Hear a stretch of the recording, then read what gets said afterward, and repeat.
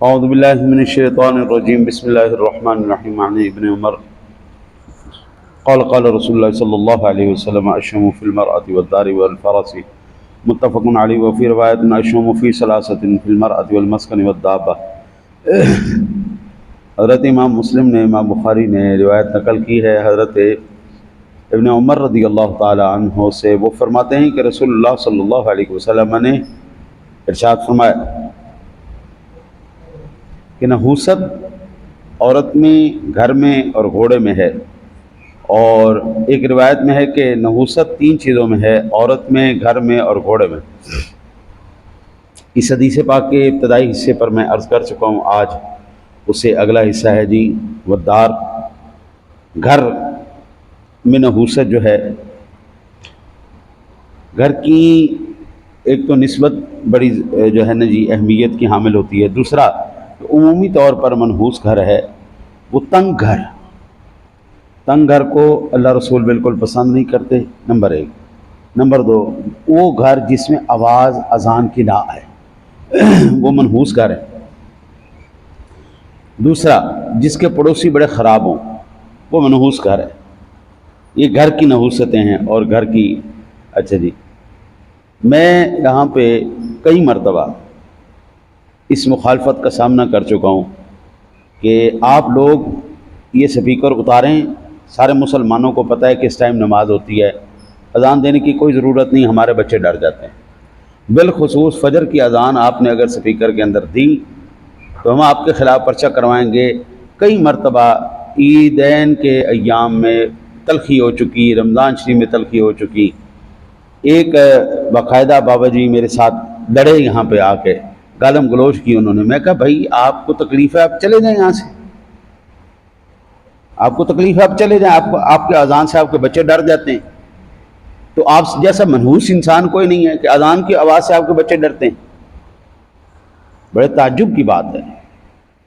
آپ جب لے رہے ہیں گھر، آپ کو نہیں پتا کس کے پڑوس میں لے رہے ہیں، آپ کو نہیں پتا۔ اس کائنات میں سب سے خوبصورت ترین جو جگہ اللہ اور اس کے نزدیک کے ہے وہ مسجد ہے، اور سب سے بری ترین جگہ وہ بازار ہے۔ سب سے بہترین جگہ کا پڑوس اللہ تعالیٰ آپ کو نصیب کرے، اور پھر اللہ تعالیٰ آپ کو یہ نصیب کرے 5 وقت اذان کی آواز سنیں۔ اور اس سے بڑی خوش قسمتی کیا ہے کہ آپ کے کانوں میں اذان پڑے، آواز پڑے اللہ اکبر اللہ اکبر، اور آپ کی نیند کھل جائے۔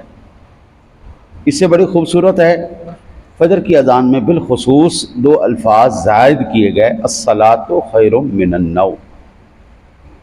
یہ سرور دو عالم صلی اللہ علیہ وسلم کے فرمان کے مطابق ہوا۔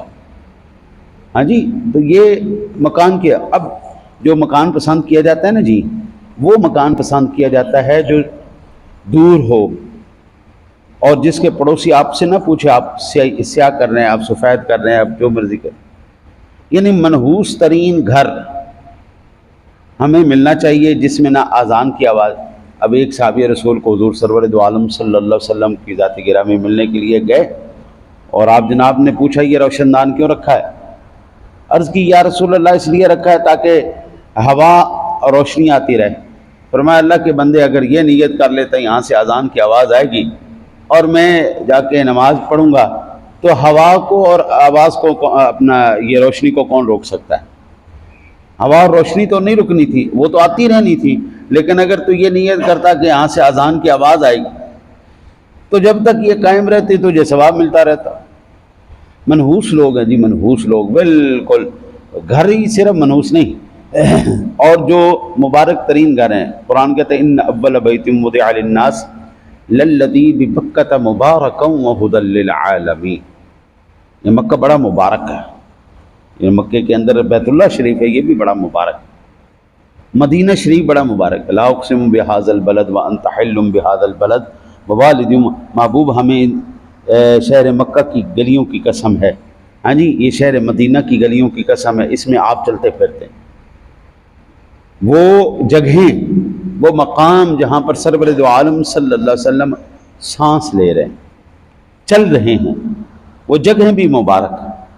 میں آپ اندازہ کیجئے کہ میں پچھلے سال انہی ایام میں بیت اللہ شریف میں تھا، اور حجر اسود اتنی مبارک جگہ ہے جی، اتنا مبارک پتھر ہے کہ دنیا اتنا ہجوم 1500 سالہ جشن میلاد مصطفیٰ صلی اللہ علیہ وسلم تھا، اور خلقت تو بابو اس طرح تھی، اللہ اکبر، پورا حج کا 25 لاکھ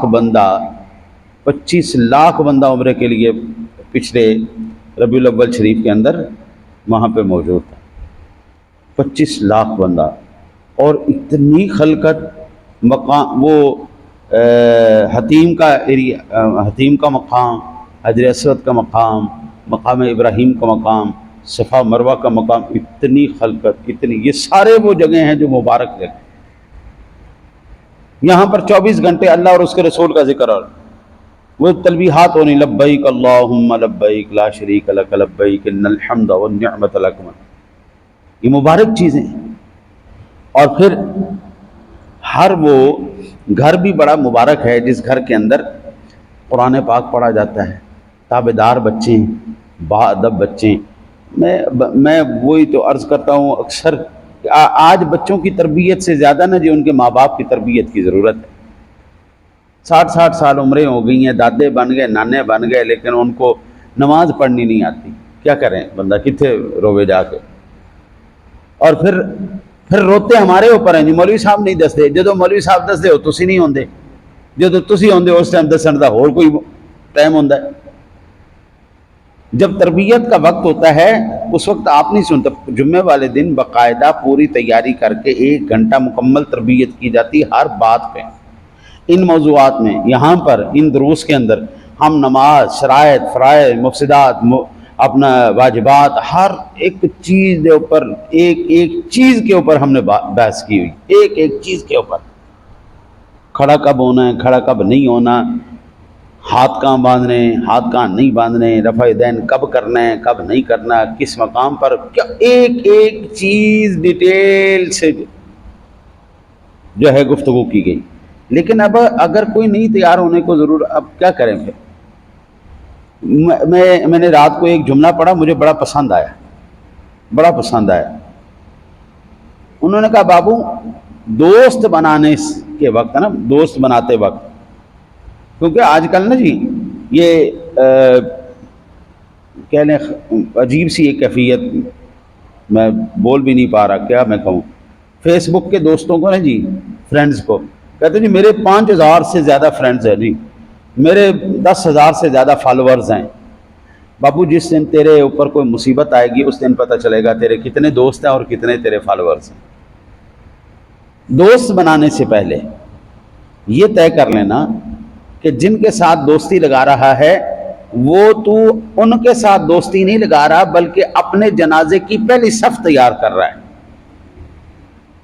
آپ کے جنازے میں کون آتا ہے؟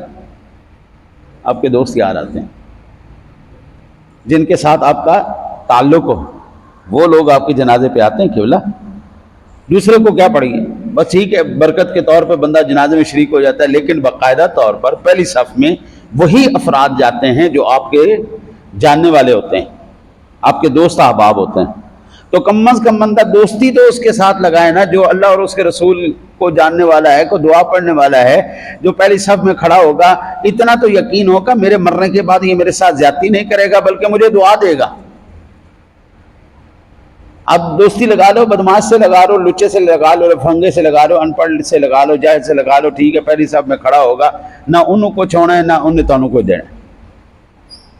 دوست آپ ضرور بنائیں، لیکن اتنے ضرور بنائیں جب آپ کے اوپر مشکل وقت ہو تو آپ کے ساتھ کھڑے ہوں، جب آپ کی آنکھیں بند ہو جائے تو پہلی صف میں آپ کے جنازے کے کھڑے ہوں، اور پھر وہ کھڑے ہونے کے بعد صرف آپ کے ساتھ زیادتی نہ کریں، وہ کہیں اللہم اغفر لحینا ومیتنا وشاہدنا وغائبنا وصغیرنا وکبیرنا وذکرنا وانثانا، پھر وہ یہ بول لیں، آپ کو دعا دیں، آپ کی مغفرت کی اللہ سے طلب کریں، ہاتھ اٹھائیں، وہ کہیں کہ یا اللہ یہ ہمارا دوست تھا، ساری زندگی ہماری یاری رہی ہے، بڑا اچھا وقت گزرا ہے، ہم نے اس سے کھایا، اس نے ہمارا کھایا، یا اللہ آج اس کی لاج رکھی، اس کی بخشش کر۔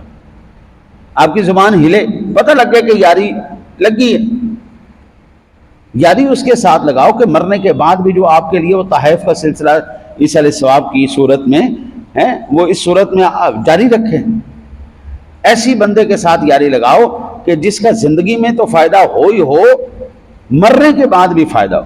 ہاں جی، میں نے عرض کیا تھا نا جی کہ مولانا سعدی رحمۃ اللہ تعالی علیہ حمام میں گئے، گلے خوشبوئے در حمام روزے رسید از محبوب بدستم، بدو گفتم کہ مشکیا امبری کے ازبو دل آویز تو مستم۔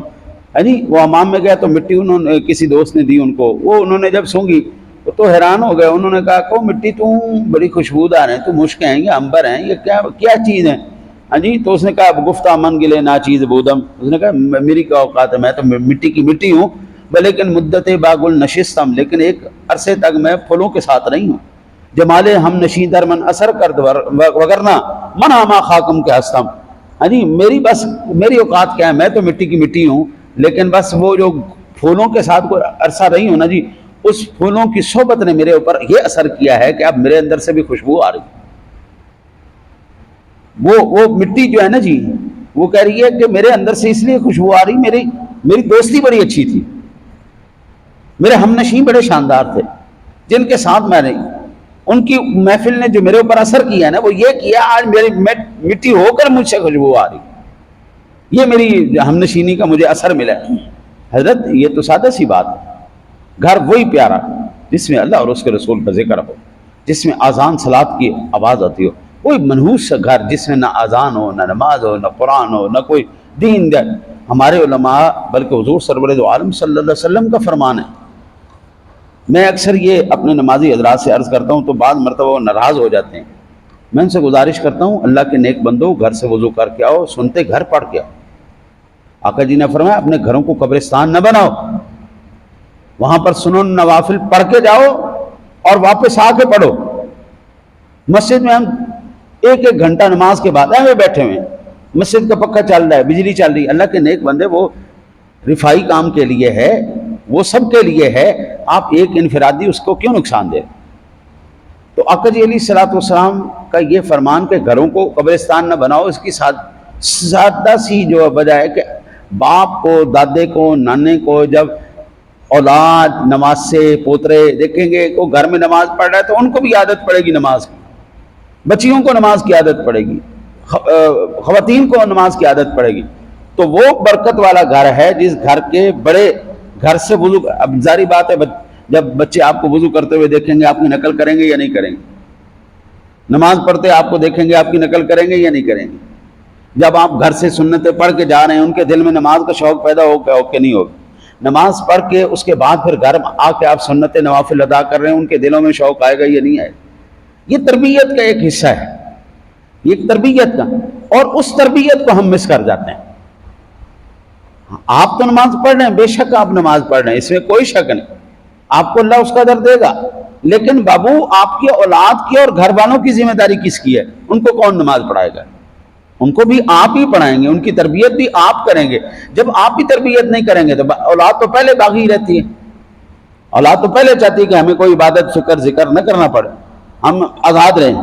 تو جب تک ہم خود اس بات پر توجہ نہیں کریں گے تو حضور کے ایک ایک فرمان کے ایک ایک حصے میں لاکھوں اس کے اندر حکمتیں ہیں۔ اب صرف یہی دیکھیں کہ گھروں کو قبرستان نہ بناؤ، آپ نے ورد کرنے، وظائف کرنے، آپ گھر میں بیٹھیں، آپ کے بچے دیکھیں، آپ کے نواسے دیکھیں، آپ کی نواسیاں دیکھیں، آپ کے گھر والے دیکھیں کہ ہمارا گھر والا چلو ویسے نہیں تو شرم و شرمی تو پڑھیں گے نا، شرم تو آئے گی نا، ساڈا پیو تو پڑھ رہا ہے، ایسی بے شرم لوگ ایسی نماز نہیں پڑھ۔ یہ تربیت کا ایک حصہ تھا جو سرور دو عالم صلی اللہ علیہ وسلم نے ہمیں سکھائی کہ یوں کرو تربیت، ایسے کرتے ہیں تربیت۔ ہم اس کو کسی الٹے، میں آج یہاں پہ کہتا ہوں نا اللہ کے بندے اس طرح کھڑے نہ ہوا کرو، ایسے نہ کیا کرو، ایسے نہ کیا کرو، وہ ضد میں لے لیتے ہیں۔ اللہ کی قسم دین میرا نہیں ہے، نہ میرے باپ کا ہے، دین اللہ اور اس کے رسول کا ہے۔ آپ مجھ سے یہ کہیں کہ آپ جو بھی بات کریں آپ حوالے کے ساتھ کریں، ہم آپ کو حوالہ پیش کریں گے، یہ ہے جی قرآن، یہ ہے جی حدیث، یہ اللہ رسول کا حکم ہے۔ باقی میرے بابو ضد کرنی کس کے ساتھ کرو گے؟ میرے ساتھ کرو گے؟ اللہ کی قسم میں میرے اوپر ایک ٹیڈی پیسے کا فرق نہیں پڑنا، میری قبر وہی رہے گی جو میں نے عمل کیا، میری قبر میں مجھے وہی اجر ملے گا۔ دعا کرو اللہ تعالیٰ آپ کو مجھے عمل کی توفیق عطا فرمائے۔